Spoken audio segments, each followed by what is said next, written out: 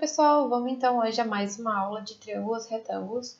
Hoje então a gente vai ver as projeções dos catetos na hipotenusa, certo? Então, bom, o que a gente vai fazer primeiro? A gente vai construir um triângulo retângulo, mais ou menos que nem esse aqui, colocar então a hipotenusa como sendo a base do nosso triângulo e aí então fazer as projeções. Bom, primeiro então a gente vai fazer a base do nosso triângulo, a altura do nosso triângulo e a hipotenusa do nosso triângulo.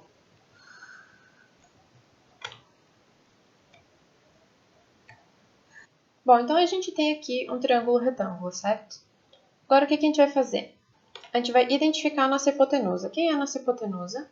Como eu expliquei na aula anterior, a hipotenusa é justamente o lado em que está oposto ao ângulo de 90 graus. Então assim a gente sabe que esse lado maior aqui é a hipotenusa, ok? Para fazer a projeção dos catetos na hipotenusa, a gente tem que colocar a hipotenusa como sendo a nossa base do triângulo. Então, vamos apagar os nossos desenhos aqui e agora vamos girar o nosso triângulo.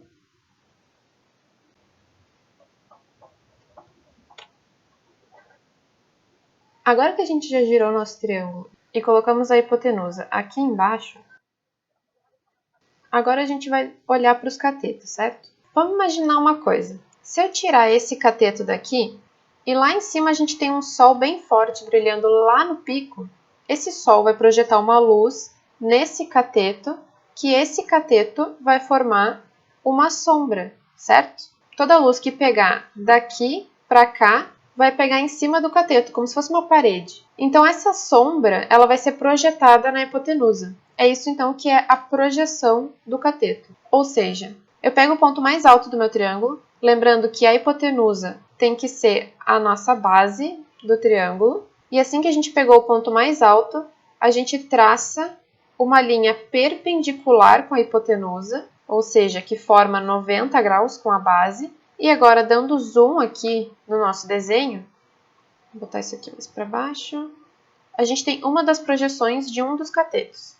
E essa medida dessa projeção a gente vai chamar de N. Agora, voltando com o nosso cateto no lugar onde ele estava, toda a luz do sol que bater aqui vai fazer uma sombra na hipotenusa. Então, da mesma forma, a gente vai pegar o ponto mais alto, traçar a reta perpendicular à base, e agora essa projeção maior aqui, a gente vai chamar de M. Voltando então ao nosso desenho aqui, a gente tem pontos marcados denominando os três pontos, denominando então os três vértices do triângulo. A mesma coisa então a gente vai fazer aqui. Aqui em cima é o nosso ponto A, aqui embaixo é o nosso vértice B e do outro lado a gente vai chamar de C. Então, para denominar, para dar um nome para esse lado aqui, a gente vai chamar esse lado de AC, que é justamente o que está escrito aqui. A projeção do cateto AC, então, o cateto AC é justamente esse cateto aqui. E o cateto BA é esse outro cateto aqui.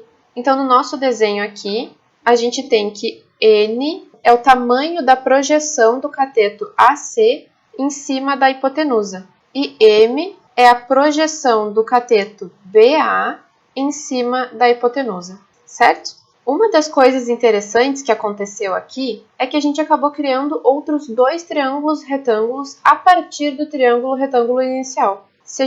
Vamos então limpar aqui um pouquinho o nosso desenho. Se a gente for notar, pegando essa linha aqui, que é a altura do triângulo que a gente desenhou para conseguir encontrar as projeções, pegando essa projeção N e agora essa linha aqui, que era um dos catetos, a gente tem um triângulo retângulo. E agora, fazendo o mesmo só que do outro lado, pegando aqui a altura que a gente desenhou, a projeção M e esse outro cateto aqui, a gente tem outro triângulo retângulo.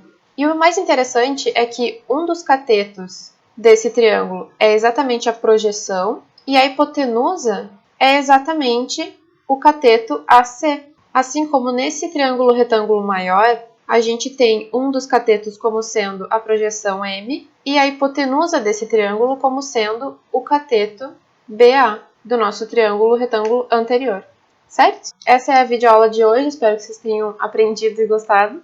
Não esqueçam de comentar no vídeo se vocês não entenderam alguma coisa, se vocês acham que precisa melhorar alguma coisa na aula. Fiquem à vontade para tirar qualquer dúvida, tanto nos comentários quanto no meu e-mail e no meu WhatsApp. E a gente se vê então na próxima aula.